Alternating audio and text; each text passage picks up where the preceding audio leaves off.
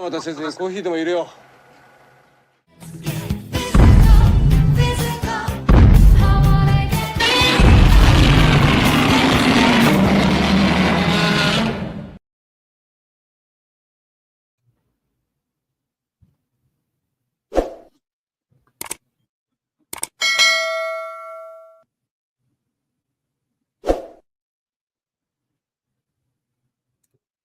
Good morning.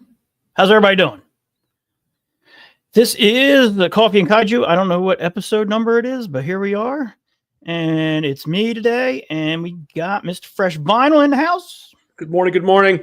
Good morning. How are you? Chilling. Fresh coffee. Fresh coffee. Fresh Kaiju. Mike is not fresh. Unfortunately, Mike is under the weather with the Rona, so he will not be joining us. And look, we got some people already this morning. Good morning, Cole. Thanks for joining. Oh, she's awake. She lives. Hurry up. Hi, Christine. Who else we got here? Oh, I accidentally clicked on Christine again. She's got to go make Super 7 commercials. I'm trying to click on other people, and every time I click, you jump into the thing. Thank you. Morning, Ray. There he is. Very much less than fresh today, but he'll throw in comments and corrections as needed. Mark, thanks for joining. John, thanks for joining. Alex, thanks for joining. Damn, all right. Got a lot of people. Anybody need any coffee? Anybody? Bring your cup up. Come on. There we go. Very good. Rich said at the end of the episode he's going to chug that entire pot. Hot. Then he's going to get all, yeah, and then he's going to do all his yard work all at once. Cold coffee's for bitches. Sorry. What's going on, Mark? Just came out. Sort of. It's been raining up here. How do you not drink coffee? What the hell? Well, Christine has gonna have type 2 diabetes, and she's gonna be preserved as a mummy because of all the salt intake she has. So yeah. Mr. Lee, happy birthday, sir. Thanks for joining. Happy birthday. Man. Thanks for Don't spending forget your the biscotti. Yeah, you gotta have the biscottis. Christine actually had a question that I also was curious about as well. What happened to Phil?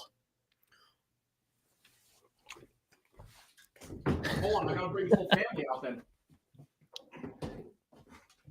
Okay. Oh, sorry. Morning, DJ. So, he's getting Phil broke his neck. Yeah. And he's basically decaying. So he broke his neck. Kind of looks like the chick from when you get your face sucked out in the movie The Ring. So Phil's dead. But did he just start to decay like how the kaiju suits decay after a while? Pretty much. And he's been it's not like he's been outside in the yard frocking around. Frockily. Yeah, anyway, so we got Phil Mena, his wife, and we got his mom, Phyllis. And then we got little Phil. And then Philip. So we got the whole family. Look at all my cock. Oh, it's not that kind of stream. Sorry. Oh, thank you, Alex. Yeah, that's right. We're gonna be champions again this year too. Phil's dead. Leslie, thanks for joining us. Leslie, Brian wants to be on Collect All Monsters. Stop being a sellout. Well, he did ask me to be on it, and I had to cancel one time. But yeah, man, anytime. I'd love to be on there. I collect monsters. Who else? God, maybe got a lot of people this morning. Morning. Thank you for joining. Oh, that's you again. Thank you for joining. All right. So, in the spirit of trying to get this thing done before 3 p.m. Yeah. We're going to focus this episode on physical media, which I think more and more these days is important to have, especially the movies and the soundtracks, but really all of it. because as we've seen time and again, streaming services are not to be relied on or trusted.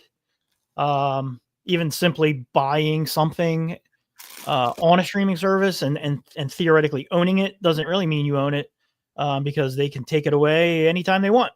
Yep. And they will. And that goes for video games, which is why I'm not a big fan of the trend digital buy, yeah, of buying games digitally. Yeah, the movies, look, there's a lot of movies. There's 30 movies or something, 35 movies plus. I mean, if you want to get into all the other Toho and Gamera and all that stuff, but a lot of it isn't even available streaming, so where are you going to stream Varan or Matango? Actually, Varan was, I don't know if it still is, but was on Amazon Prime for a period of time. Oh, really? Yeah. Probably on Tubi. Probably, yeah. Tubi has a weird selection of stuff. Like you'll find, just scrolling through, you'll be like, what the hell? Why is this on Tubi? For a while, Tubi had a bunch of the dubbed Showa Godzilla movies.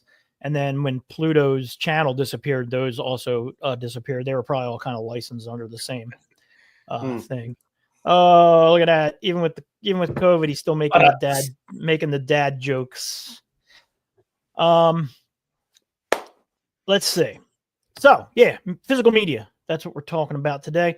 And you can't talk about physical media obviously without first talking about the first physical media that most of us of a certain age anyway had access to, which would be VHS.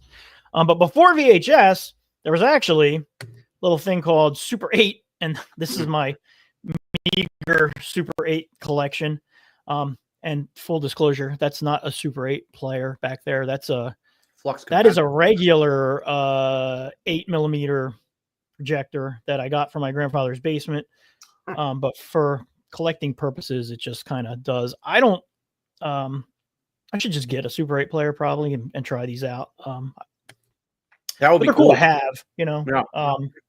Just on the shelf, they're cool. And also, if you're really of a certain age, my age, the other physical media that we had before VHS was this bad boy.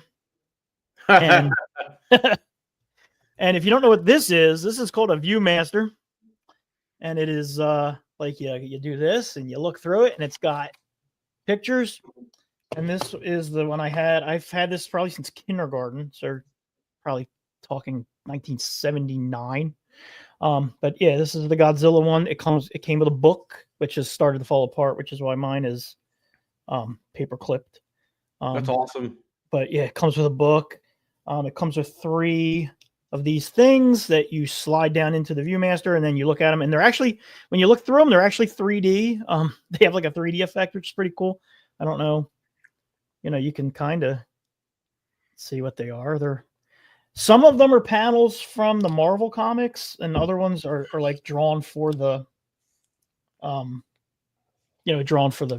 itself. But yeah, that was before VHS was a thing. I had those. But yes, VHS, of course. Rich, you still collect it?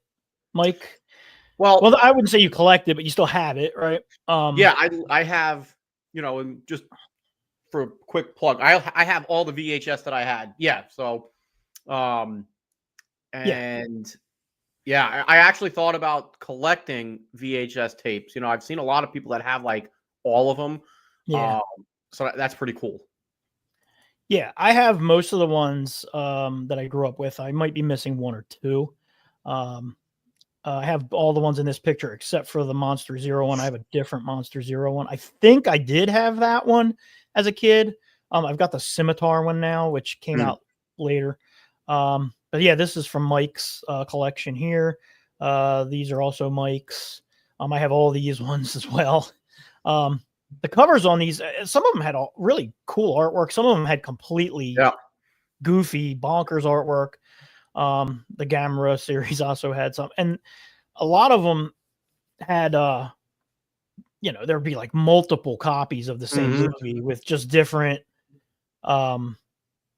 different covers from different companies. If they were in public domain, there were probably like 20 different versions of Godzilla versus Megalon. You know what I mean? Yeah. Yeah. Ray 2D2 says the Viewmaster was a pain if you wore glasses. Yeah. I remember getting my exposure to a lot of these VHS covers by going to video rental stores and going to the sci-fi section and like, I think the Godzilla raids again always stood out to me because that box cover was pretty damn cool. Awesome. Yeah. And I remember when I lived in Jersey, when I was a kid, went to a rental store, and for whatever reason, I think I just went there just to look, to gain knowledge, and I saw Godzilla raids again. Never seen it, but it's like that's when I knew it existed, and it was that cover art. So that's how I learned about what movies were out there, was by these VHS tapes that were at rental stores that you could rent. Yep. And I remember we had a store called Jamesway, which has long been out of business, but that's where I got my first Godzilla VHS movies, and it was the Gigan one and the Mechagodzilla one. They have similar covers. And yeah, I keep do you display yours, or do you just have them? Mine are actually right there. I just have them on the bookcase here in this room. So books, VHS, and soundtracks. Cool. I have I incorporate mine into my shelving.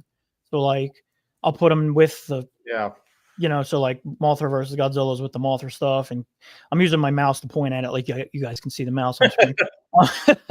And King Kong versus Godzilla and Son of Godzilla's with the Son of Godzilla. So like I do them like that, which I think's one way of doing it. And I actually have a VCR and a old CRT TV down here, so every now and then I will pop one in for the nostalgia. Nice. Yeah. What I wish I had is the stuff I taped off TV on VHS as a kid. Yep. Because that would have had all the commercials and shit, which would have been funny as hell to watch. So I used to. So when you saw the pictures that I provided, those are the only VHS tapes that I ever had. Everything else was recorded off of TV. And all those tapes are just long gone because I couldn't tell you where they are. But I would used to sit in front of Monster Vision on TNT and record them while they were on. So I'd always hit pause and then record for the commercials and whatnot. But again, that was just another nostalgia way of getting these movies, is recording them off of TV. Yeah, that was the way. Yep. Yeah. And if you talk to certain people who are older than you, like me or Dave, I know David Dopko was another one. Me and him have talked about it. Before VHS, I would just record them on a cassette tape, just so I could just to listen to it. I would just hold a cassette player. I would hold the tape player up to the TV. That's awesome. What I mean? and listen to it.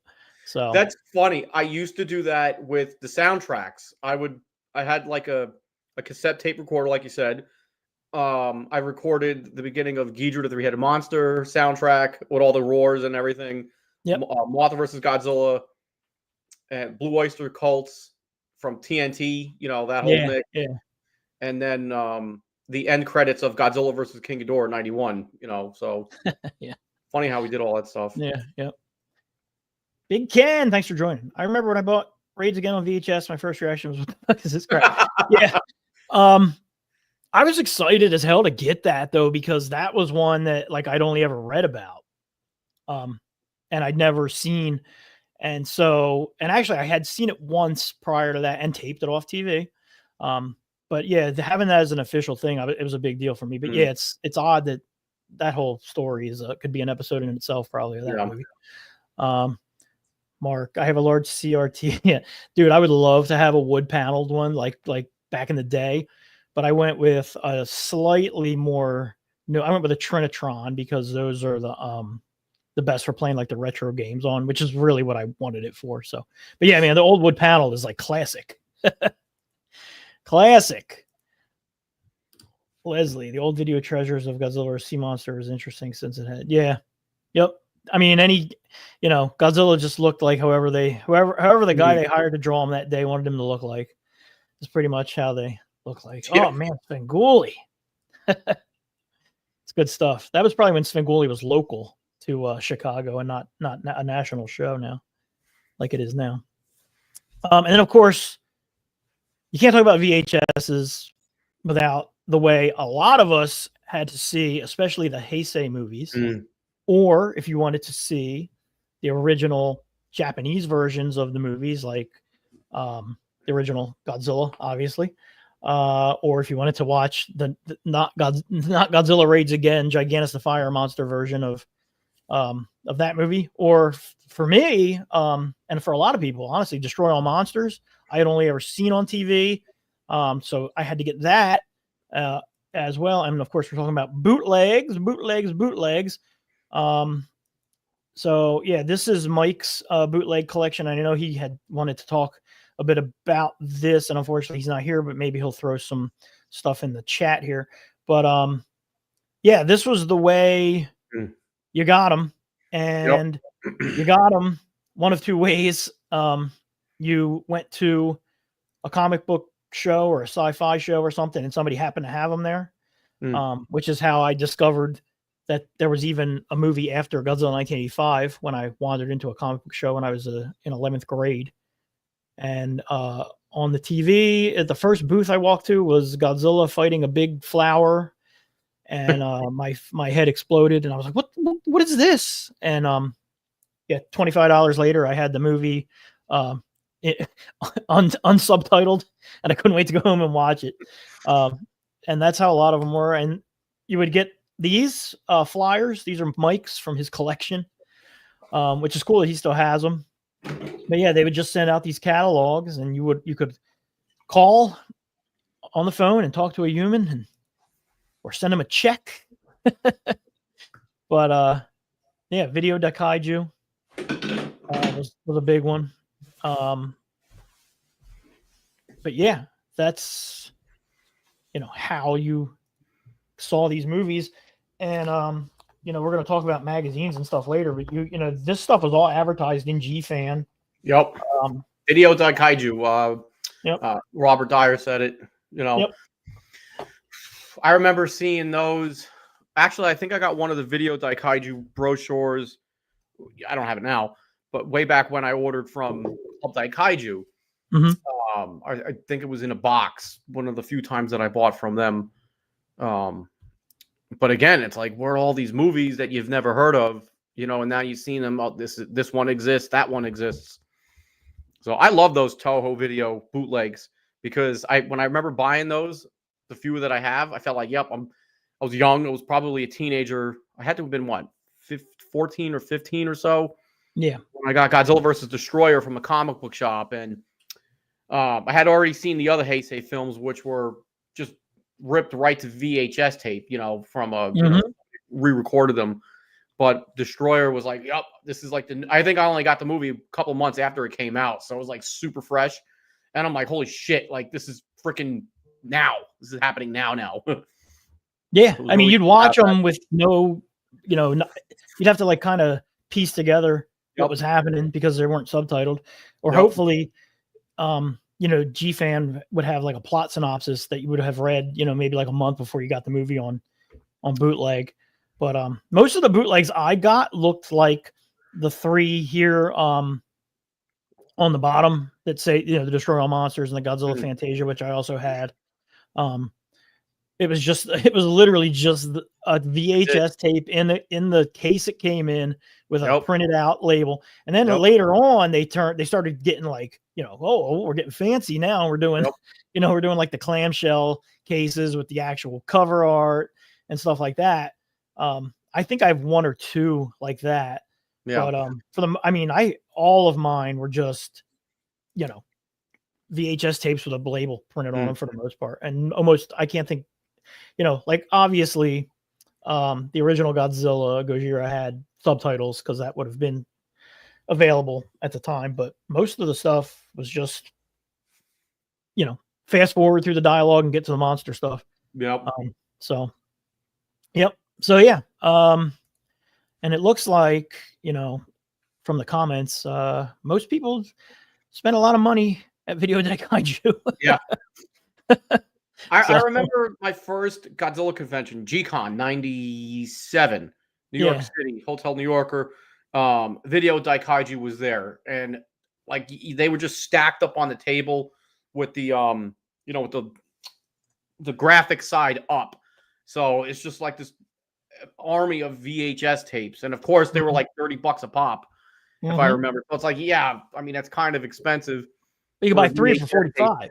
Yeah.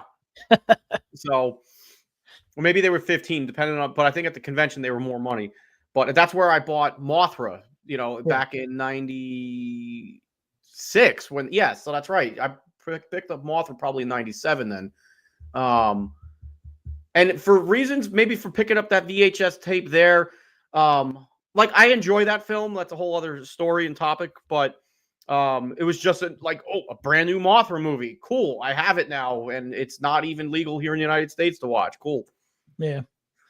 Yeah. Mike is saying that Japanimation Video was Video Dai Kaiju before they changed their name, which is funny because I remember also, around that high school age, when everybody kind of discovered manga, and nobody knew what to call anime at the time, so everybody just called it Japanimation. Like, I got a new Japanimation movie we should check out this week.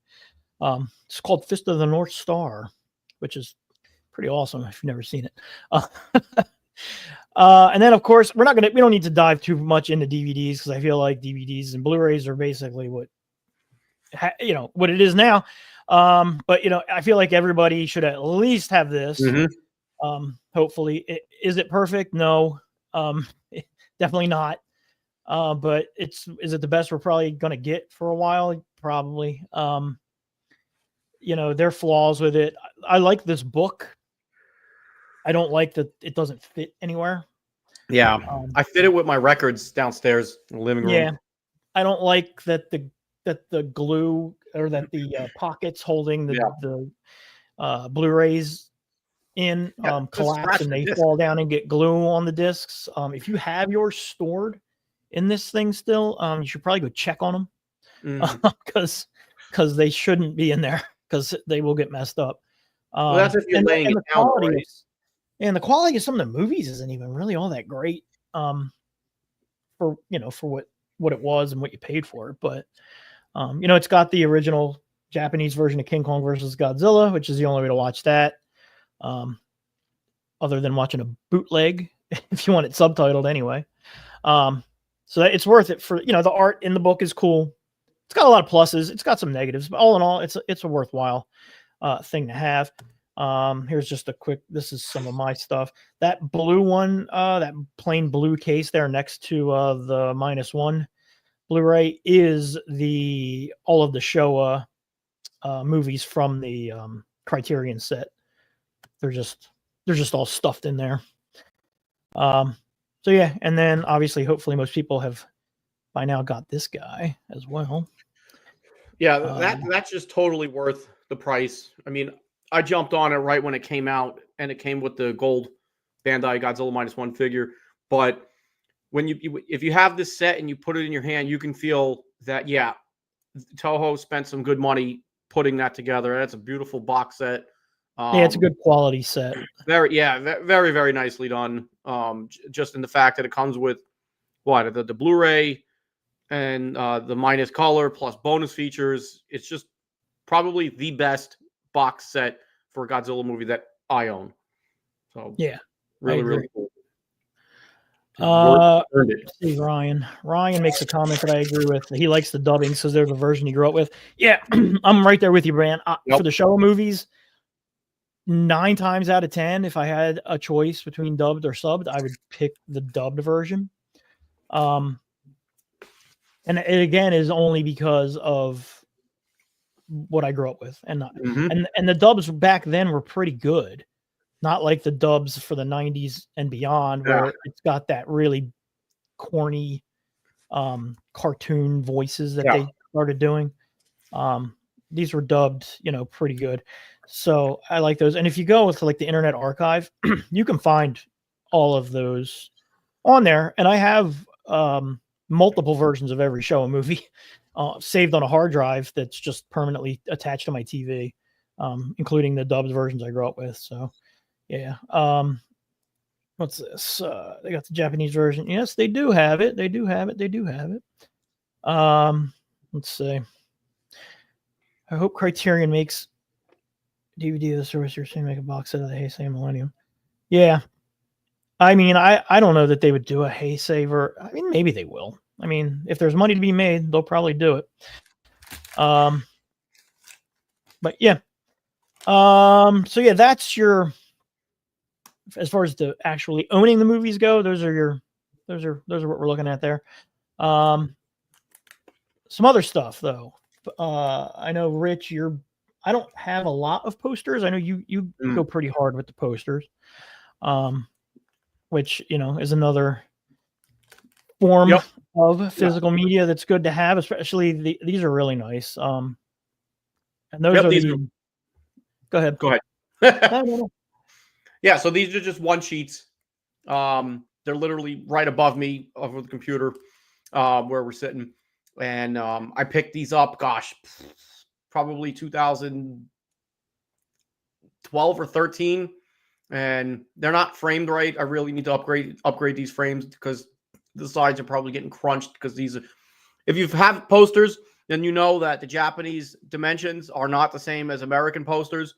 So trying to find a poster frame in an American store is quite difficult. So your best bet is to go get your poster custom framed. But might cost more than the posters themselves. Oh yeah. Yeah. Yep. That's a nice one too there. I love that poster for that movie. I don't even know where I got that one. I love that poster. So sorry I got biscotti in my mouth, but hello. Hello. You can leave it up if you want. So this is also a one sheet, original 1973. Clearly Godzilla versus Megalon. I picked this up from Sean with Showcase Kaiju from G-Fest quite some years ago. And I put it off getting it framed for quite some time. But I took that to, I want to say, Michael's. And I think it cost me about $300-something to get that framed. Oh, and my God. I think the poster itself was maybe $150, give or take. Jesus, I knew I wanted a double matte. Red and black's my favorite colors. And those colors actually work with all the colors that's happening on the poster, I feel. But I dig it, so that's downstairs in my living room. Yeah. That poster rules. That might be my favorite Showa poster. Yep. It's just awesome. Nope. And that was also my first Godzilla movie. So that's why that frame, that poster got special treatment, basically. Yeah, nice. And then you got a couple more. Yep. These also custom framed from Michael's. I think these were a little over $100 a piece to get framed. The Godzilla versus Mecha Godzilla is signed by Miki Sugusa. Having a brain fart here. Sue me. Megumi Odaka. Gosh, brain fart. So I had to get that framed. I like Godzilla versus Mecha Godzilla. It's probably my favorite Heisei film. Clearly 2000. And I have a bunch of other posters that are not framed still. A couple like anniversary posters. I think I have a 50th anniversary poster that Toho put out. Maybe it was 60th. It's probably 60th. But just finding out, for me, it's like, all right, where am I going to put it before I get it framed? So I gotta find a home for it. Then it pops into my mind how I want to get it framed. But anyway. Yeah, I mean, a lot of people are in the chat saying that space is a problem. Yeah. And that's kind of where I am too. Like I pretty much don't have any empty wall space down here in the Godzilla room. I do have a lot of smaller posters, like mini repro posters. I have a bunch of Bob Eggleton prints. Like I have these are going down the basement stairs to my Godzilla room. And they're all Bob Eggleton originals, and I think he signed all these for me as well. I do have a bunch of his signed, maybe not all of them, but I think most of mine are signed by him. And then in my living room, my wife's cool enough to she let me hang 2 Zornos above the sofa. So I have this one on on one side next to one window. And that's all. And I got him to sign that one for me. And then I got this one on the other side, which he signed for me as well. I fucking love these two posters. Yeah. His artwork's just so crazy cool. So yeah, I'm glad. And she's cool. I mean, before we got married, I had him hanging up in the living room, and I was like, when she was moving in, I was like, well, do you want to take these down? She was like, no. I was like, and so, they've been up for a long time. They're cool. I'm like, you sure you don't want to take them down? But they work with the room. Like, well, when I was there over a year ago, like, I love how you guys have, a mix of things that represent you. Like, even, it just reminded me, because it was in the mirror, the Infinity War poster. Like, that's a cool dude, those posters are awesome. Yeah, you can see it in the mirror. I dig that with the Infinity Stones. So those Godzilla posters definitely fit with the room. It works. Yeah. Yeah, the Infinity War, and then on the other side of the TV on that wall is the Endgame one. Yeah. And when I found those online, I showed them to her, and I was like, "But we should hang these on either side of the TV." And she was like, all about it. So I was like, "All right, cool, I'm buying them." So so that was cool. But yeah, posters. I mean, again, if you hang on, let's see here, Ryan. My wife is passed out, absolutely covered in my Godzilla stuff. She just photo. Yeah. Yeah. Zorno, dude, he does. I love his style of art. Like, those are both, especially Gigan. Gigan's like probably my favorite Godzilla movie. So I just freaking love that poster. It captures it perfectly. And if you, I don't know how well you can see it, but like the top of it, it's supposed to be a Japanese comic book, which is pretty cool. So I just love that whole thing. So yeah, moving on to the printed word, which is another thing that you should definitely get some books and magazines, because again, just because it's online today doesn't mean it's going to be online tomorrow. But so we got these are some of the oldest ones in my collection. I've got I think I have all the issues. I have all 3 issues of Mark of Light, which, if you don't know, came out in the early 90s. They only did 3 issues. Maybe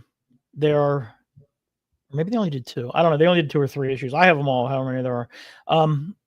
They're really good for the time. It was you couldn't find any English language stuff on Godzilla really at that time in magazine form or any kind of tokusatsu stuff. So that was cool. And of course, Japanese Giants is another one that you absolutely have to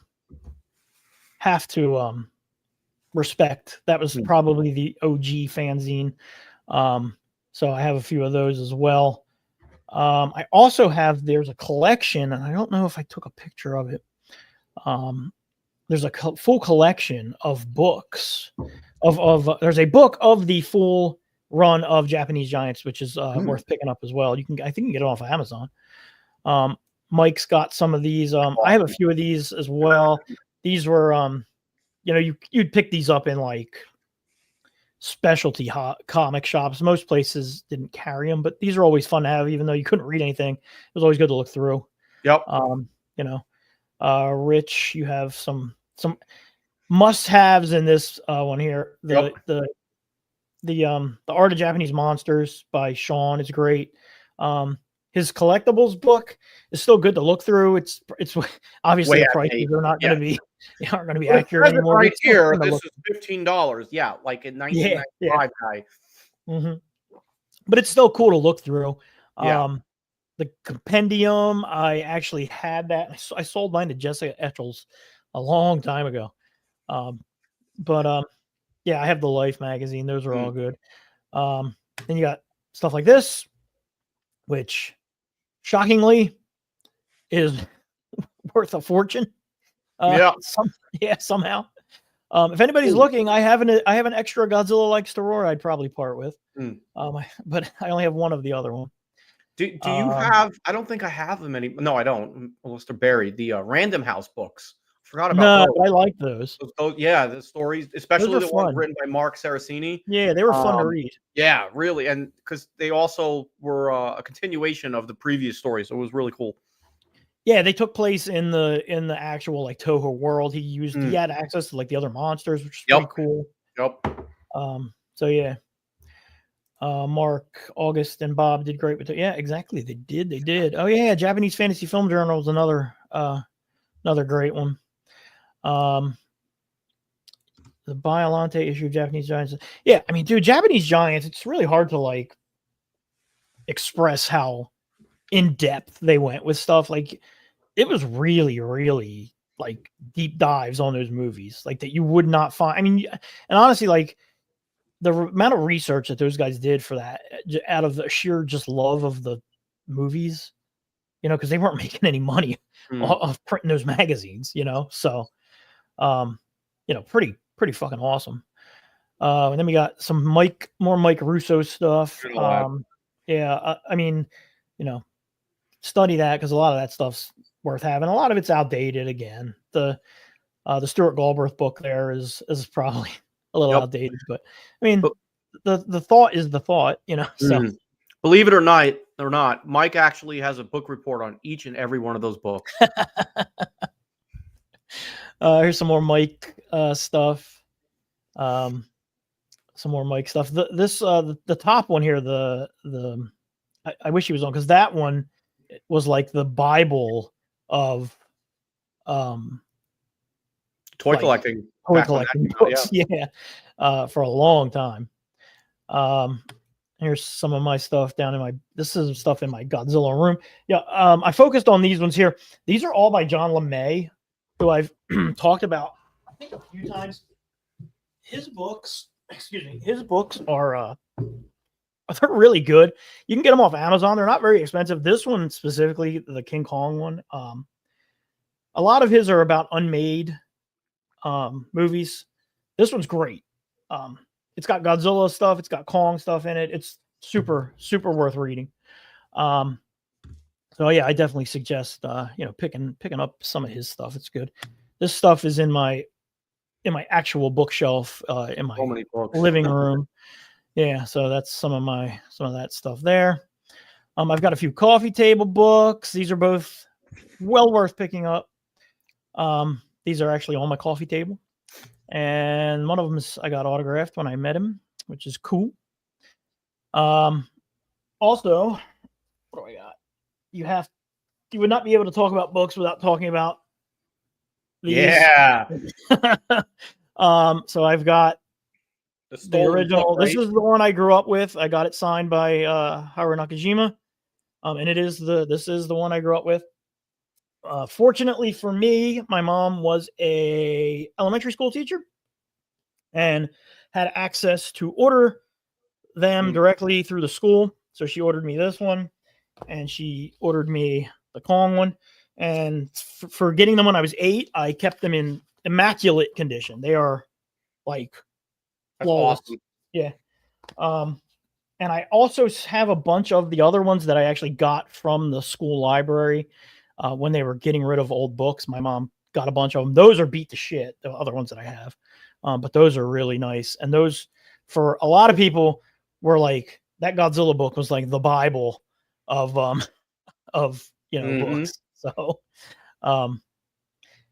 and magazine wise, there's a few other ones here. I got issue 1 of Fangoria. Was a Godzilla centric one. This is worth, I mean, information wise, but awesome, for the historical value of it, and it's cool. And then we also had briefly, Kaiju Fan, which was a spin-off, for lack of a better word, of G Fan. There's more to it than that, but we'll just leave it at that. And then obviously, I think most people probably found G Fan. I actually started on issue 14, but I've got everything from 1 through 83, I think, is where I stopped. The internet kind of killed G Fan. Robert D, read it but never owned it. Are those still available? Which one are we talking about? I don't know. I don't know. I don't Famous know. Monsters 114. But yeah, so books and magazines. Good to have. What else we got? Comic books? Comic books. Yeah. Comic books.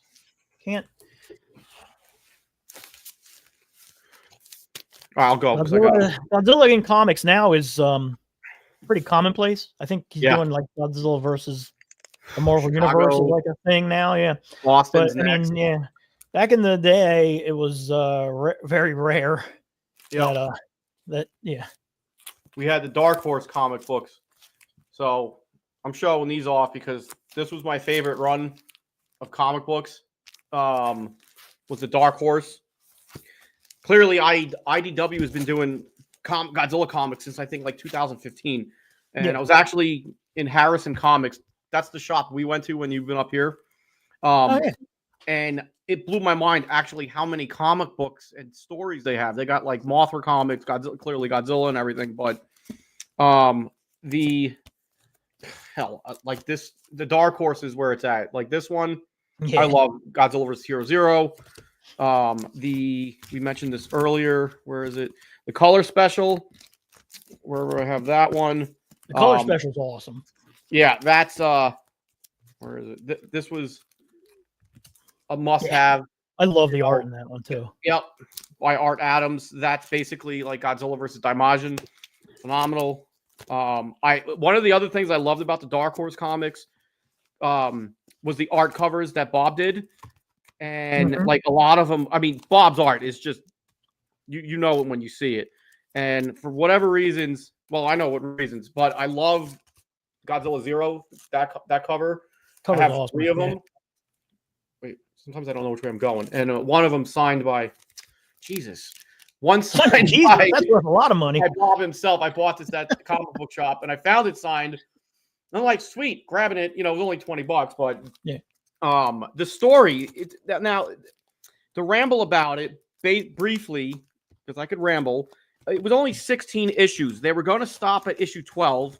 And I always remember reading like the mail section in the back of each comic, and the editor at the time, Randy Stradley, I believe his name is, said they were going to stop at issue 12 because probably that's all they were able to be licensed for was 12 issues. But they extended it another 4 issues, and the last issue was this phenomenal piece. I love it. It's written and inked, the whole thing by Bob. Beautiful story, like from Godzilla's perspective, but the whole story of this comic book run, with G-Force and the characters, and the monsters and everything, just freaking awesome. If you haven't read it, I think you can pick up, what do they call it, an omnibus, where they're all compiled into one book. Yeah. Pick it up. It's so much fun to read, and it's definitely got like I want to say a Heisei vibe to the story. Dark Horse also did a Gamma run as well, so that was only 4 issues. Yeah, so I have those. Cool. I do have those floating around somewhere. Let's see. Yeah. Comments. Marvel Godzilla's mind blowing. Just having me. Yeah. So I do have the Marvel. I have. I was talking to Rich off air before. I was digging through my comics, and I thought I had way more than I do, but I maybe have about maybe half the run. And they're very of their time. But you know, again, you can have him. He does fight the Avengers. You know, Shield is in it. You know, he at one point gets shrunk down to the size of a mouse and fights a mouse. So Mike has the complete Marvel run. That's cool. Yeah, I thought I had more. Somebody asked if I had this one. Yes. I have that one too. That's a classic. Yep. Yeah, that's a classic. And yeah, the Dark Horse special absolutely rules. What's up, Kyle? Yeah. Is Kyle in Japan? Kyle lives in Japan. I know, man. What the hell time is it in Japan? It's probably almost 1 nighttime. It's almost 1 a.m. or midnight. Woo! You are a maniac, Kyle. Thanks for joining us, man. I appreciate that. So yeah, comics. I think, yeah, comics. I do think. Video games would be another one. I don't have a ton of video games, Godzilla wise. I still do have this one floating around. Which honestly, well, Save the Earth's better, but this is a fun game. And then I don't have the NES version, but I do have an NES, but I do have the Game Boy one, which is not a very good game. But I do have it, and I should get the NES version, and I don't know why I don't. But I should. There has been a lot of rumors that Toho, maybe we might be seeing another something like this. This game's super fun. I mean, I feel like probably most of us have probably played that. Just a super fun monster fighting game that's done like the right way. I love those games. Save the Earth is and it had like a full cast of monsters. It was just a fun story for single player. Plus, it was really fun multiplayer. The third one kind of dropped the ball especially on the Wii with the motion controls and stuff. But the PS4 game is it exists. The NES game, I've actually toyed with the idea of doing a live stream of the NES of me playing the NES game. And I'm not gonna lie, I'd be using save states because that game's frustrating as hell, but it is really fun. Yeah. I was obsessed with that game. As a kid. Oh yeah, comics. One last thing on comics I did forget to mention. I do have the full run of Dark Horse comics. This is the other side of my stairway going down. They're all framed. So that's like the original Dark Horse Godzilla special. And then they did an adaptation of Godzilla 1985 that they translated. So those are going down my basement stairs. And you have it. I do. Oh, so I got to babble about this a little bit. So if anybody's been watching my Bandai marathon, I've been mentioning this. So it works. I've been playing it. I pulled out the NES, and sure enough, I had like the cleaner that you clean the track and everything with on the cartridge, and in the system itself, plopped it in, and it works just fine. This game, I love it. It was my first exposure to many monsters that I never knew existed. Yeah. Mogera, Baragon, Varan, Mechagodzilla. Most of the monsters in this game I did not know existed because I didn't see the movies yet. So eventually when I saw the movies, I'm like, oh, that's where that monster's from, when I was playing this. But I don't think I've ever even beat Ghidra at the end of the game because he's really freaking hard to beat. It's very hard. But it's fun. Great. And like the music in the beginning and everything. Awesome game. Yeah, Mike, where's he at? Mike made a comment that he could never beat it without a Game Genie. I could actually go through that game in high school, but there's a big difference between having time to perfect a video game when you were 14 and having time to perfect a video game when you're 50. So I can't do it now without save states, but I did beat it legit back in the day. I don't have it. I do have an original NES hooked up to my TV, and I have what's called an EverDrive, which is a NES cart that you load an SD card into with every single ROM that you can fit in there. So that's what I play it on when I have it, and it's cool. Oh yeah. Yeah. Has anybody read that creepypasta for the Godzilla NES game? It's pretty crazy. Yeah. I like how basically, because I was doing some research for my Bandai videos, I was looking for clips from the game, and I found pictures of the creepypasta stuff. So seeing what people have done with, monsters that weren't in the game looks really, really awesome. Yeah, I know, it is pretty cool. Mike is right. There is a cheat code that brings you to the Planet X at the end, but if you use it, you start out at the same power level that you start the game out with, and you have no prayer of doing anything. The way to beat King Ghidorah is you got to sacrifice Mothra. You got to let Mothra fight him first, and then you go in with Godzilla and finish him off, because you can't, if Godzilla dies at King Ghidorah, you cannot beat the game. It's impossible. So moving on to, what are we moving on to? CDs. Music, soundtracks, CDs. Again, a lot of these back in the day you would have had to, import. So Yeah, these are some of Mike's. These are yours, right, Rich? Yeah. Yep. I You have know a what? few. Yeah. I'm pissed. I have to find a Mothra versus Godzilla soundtrack. I should have that. And why I don't? Sue me.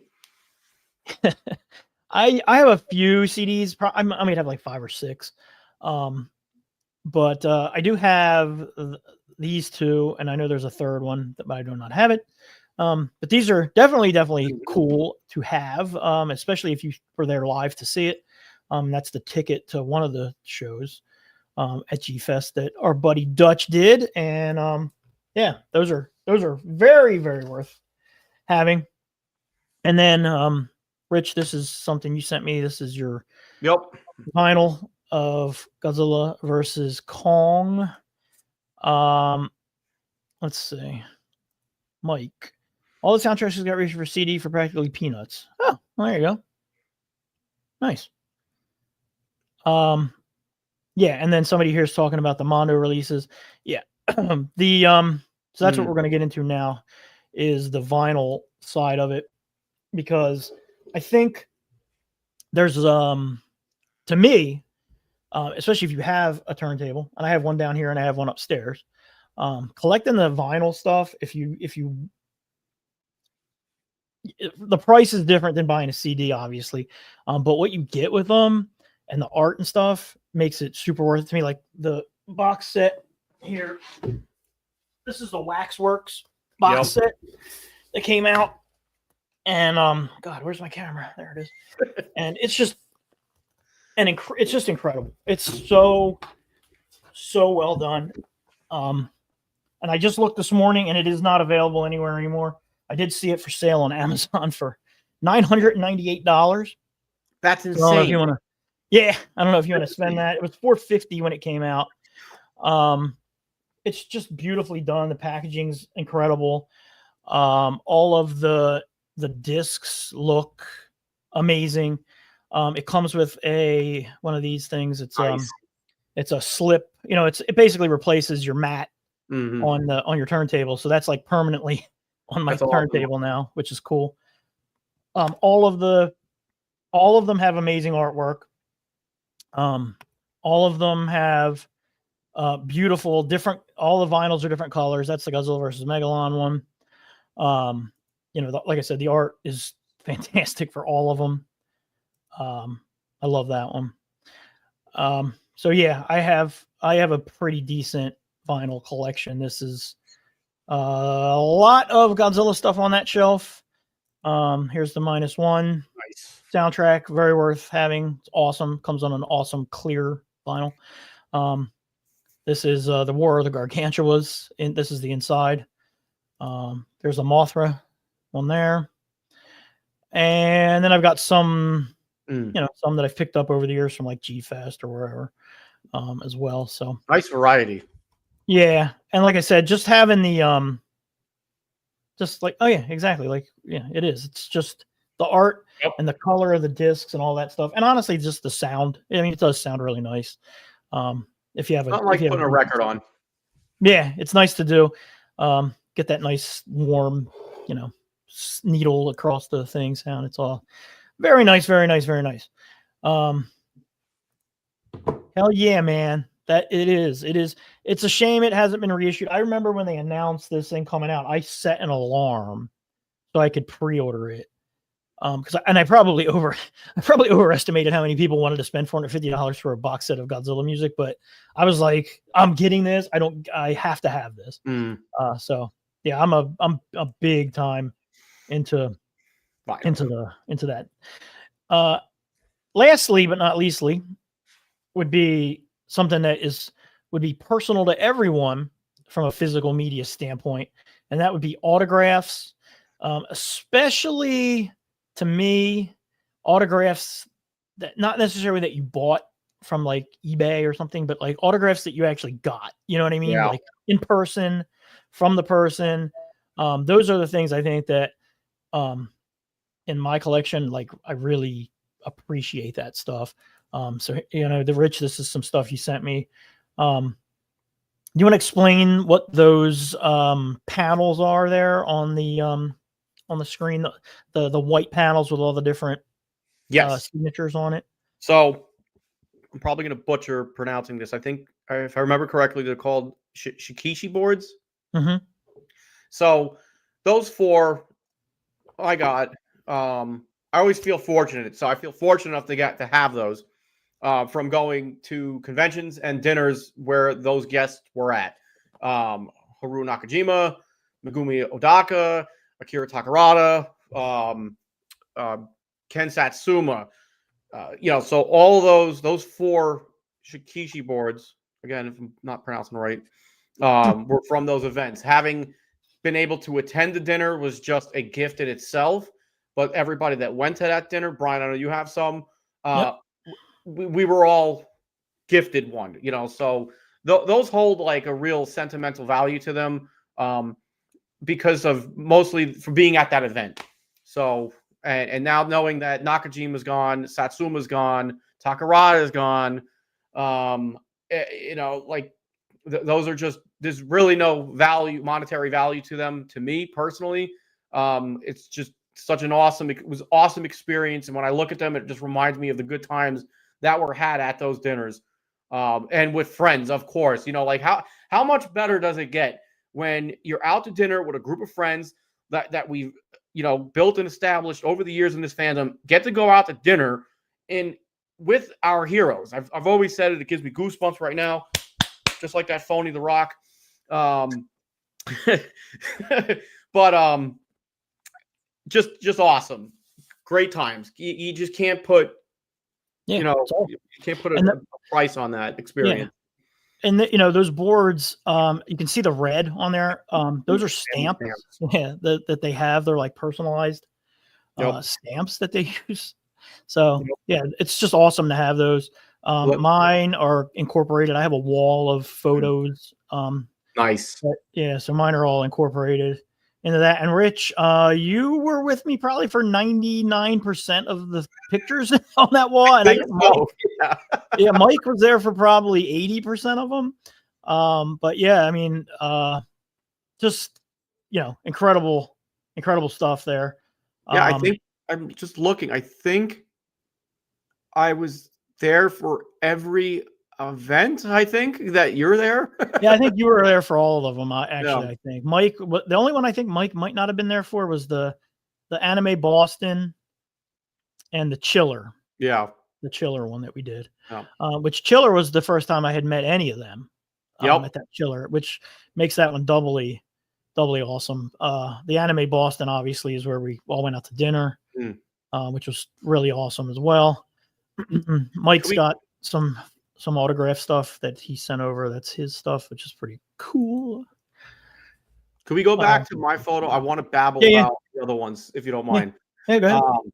So I'll save the top one for last, but the photos, the 8x10s, we got Nakajima, Satsuma, and Kitagawa. I don't have one with Kitagawa outside of the suit, and I don't remember if there was one at the time. I need to fix that at some point. So I have the Godzilla 2000 suit photo signed by him, but I really love having the photos with the suit actors like Satsuma and Nakajima are. The most important one, honestly, for me is the bottom corner one with Nakajima sitting next to the 64 suit. Clearly, that's my favorite suit, my favorite Godzilla movie. But Nakajima, an awesome picture all around. Yeah, it's just Nakajima just in himself, just having a moment. I think he was smoking a cigarette. But at the show, the convention that he was at, I think that was my second autograph the last day. And I was like, you know what? I'm going to get another one because I had it in my mind. I don't know how many more times I'm going to have this opportunity. And he signed it. And then we were getting ready for a picture. And I had asked Jim Serenella prior to this if I could ask Sonoe, Nakajima's daughter, if she could sign it. When you're at those shows, when she was there with her father, you really just got to take a step back and appreciate what she's doing. She's, traveling overseas to help her dad, help him from start to finish of the day, get through these conventions, the autograph sessions, the panels and everything. Like, she is a gem. Yeah, she's so nice. Yeah, again, I'm getting goosebumps just talking about it because it was really just a magical moment to ask her, can she sign it? So we were getting ready for the picture after Haru signed it, and I looked at her, and I wish I had the photos to put it together, but somebody, I think it was my ex-wife Jess, she was taking pictures as this was happening. I asked Sonoe, can you sign? I'm pointing at her, then I pointed at the photo with a Sharpie, and she was like in total shock because I don't think I could be wrong, but I don't know if anybody had asked for her autograph ever at the time. And she got teary-eyed. She teared up a bit. She was kind of like confused what to do. like she had to take a minute to like just grasp herself. So she signed it in that top left corner. As she was doing that, Haru Nakajima, he was sitting down in between us both, and I was standing behind him. He kind of just does a slow turn around and looks at me like, you sly son of a bitch, and he eyeballed me, and I will never forget it. It was just priceless. I just wanted to make her feel special, because she's doing such a great job of bringing her dad here, making us all feel special and just having a real great time with it. So that was that photo. Irreplaceable moment. The top photo, if you could see, it's got the Fukube 100. That was from the first concert at G-Fest. I couldn't tell you everybody's autograph. I know Takarada's on there, Satsuma, Nakajima, Shinichi Wakasa, and Robert Scott Field. And I don't know who the others are off the top of my head. But yeah, so those are my autographs, aside from the figures. I'm done rambling. Yeah. Cool. That's awesome. We got some comments. Let me catch up a little bit. Yeah. Decided the last second to the night. Yeah, dude, Takarada's just the fucking man. Yeah. Dude, he was the coolest dude. Boss mode. Yeah, I love that guy, dude. He was just such a cool dude. The fact that he remembered me at G-Fest from the dinner that was like 2 years prior is, you know what I mean? Like, dude, he was just what was he called? What was your nickname? He called me Mr. Saki. Yeah. Yeah, he was just awesome. No. Autographs are great. I just was reading Kyle's comment. Yeah, I hear this one here. I have a bunch of other 8x10s from when Kaiju Addicts John Stanowski was doing. Mm-hmm.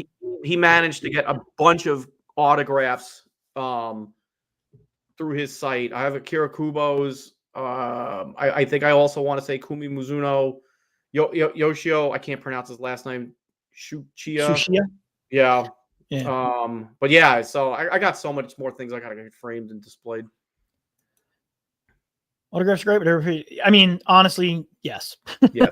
Like, honestly, yes. The moment, the memory, yes. Yeah. That stuff right there is I gotta do something like that. I love the autographs, man, but the pictures, and just especially when people that don't understand this come down here, they always ask about the pictures. You know what I mean?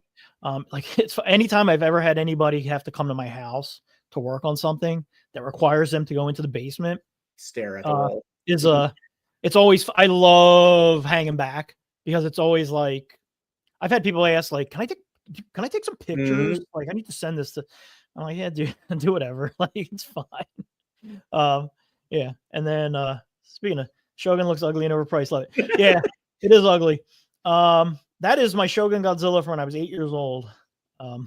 So great. You got the fist and everything. Yeah, it's in good shape. It's got one small crack in one of the toenails, but yeah, otherwise it's in wonderful shape for how old it is. So let's see, anything else here. I got Kira Takarada. Yeah. Yes, and I'm gonna leave this one up. Haru Nakajima's daughter is a real sweetheart. She is so incredibly nice. Which leads me to the last slide that I have, which is this, which Rich, I think you also got one of these, I'm pretty sure. Yep. Which is after her father died, she sent these out to people that knew her dad. And the fact that she sent them to just a schmucky fan like myself is, pretty freaking awesome. So yeah, she's great. She's such a sweetheart. I hope she's doing well. I mean, I see that she's still on Facebook and things like that. So, I always, she's awesome. And those memories are awesome. And physical media is awesome. Yep. As much as we love collecting, the figures and stuff like that, collecting this other stuff is important, possibly more important, really, especially for some of the film, like keeping copies of the films in your collection. I know I see people in GCG a lot of times like selling their entire physical media collection. I'm like, dude, like just because it's on HBO Max right now doesn't mean it's going to be on HBO Max in a year. You know what I mean? Or just because it's on the Internet Archive right now. I mean, right now the Internet Archive is being sued by like a bunch of music studios because of the music that's on there. So, keep physical media is where it's at. Physical media, man. Keep your physical media. Even if you don't flip through your books that often anymore, they're good to have. They're good to have. So, yeah. So that's that's pretty much what I got for physical media, and yeah. So appreciate everybody for tuning in. We will do this again in May. I feel like we're back in the swing of things. Mike concurs. I'm shocked that Mike concurs that the movies are the most important, but they are. Without the movies, none of this other stuff would be here. So, yeah. I'm going to say, if you want to leave a comment in either me or Rich's channel, or if you just want to reach out to me or Rich, if you have an idea for a topic for an episode, please, by all means, let us know, because I'm always looking for stuff to talk about. Even if it's like, hey, could you talk about, Godzilla versus Megalon? Like, whatever, you know what I mean? It doesn't matter. Whatever. I do want to do, I keep saying it, and we're going to do it. We're going to do an episode where I got people to send in pictures of their collections for us to kind of like look at, and we're not going to rip them apart or anything like that, but I'm just curious. I always like to see how people display their stuff. You know what I mean? So I think that would make a good episode, and that could even be like a semi-recurring episode, depending on the feedback we get. Obviously, we wouldn't be able to do 50 collection rooms in one. Yeah, or we could just do one person's collection each show or something. Yeah. Yep. Exactly. Dude, I would be 100% down to talk about. In fact, I'm going to make a note on my phone. Child on wives. What was that one? Ryan just right after the canceled movies. Well, yeah. But I'm alive. Shut up. Mark, we plan on doing Bandai Part 2 because we only covered Bandai in the 80s. So we need to do Bandai in the 90s. And then I guess at some point we'll have to do modern Bandai. So yeah. Unmade Kaiju films. All right, that's in my notes. So there we go. And if you're interested in unmade Kaiju films, seriously, those John LeMay books are awesome. So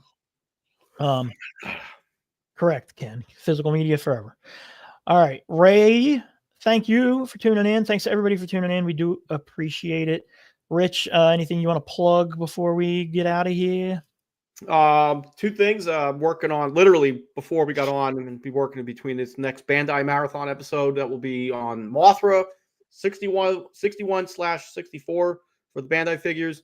And then at 3:00 today, in about 2 hours and 50 minutes, I will be on Collectible Monsters supplemental for the Anguirus anniversary stream with Mr. Leslie Chambers, Nick Adam of the Monster Report, and the biggest Anguirus fan and collector on the planet, Jessica Etchels. So nice. Be there at 3 p.m. Hell Boom. Yeah. Cool. Man, that's a jam-packed day of Godzilla content. Yep. Eagles draft episode. No. Yeah. Someday I'm going to make another video for my channel, I promise. But in the meantime, if you want to hear more of my voice, you can check out Gen X Lounge podcast. That comes out every 2 weeks. Please, if you do check it out, for the love of God, do not start on episode 1. Even though, no offense, Mike Russo, you're on that episode. It is nowhere near it. It's just, please don't. It's not the best. It's not the best. Let's put it that way.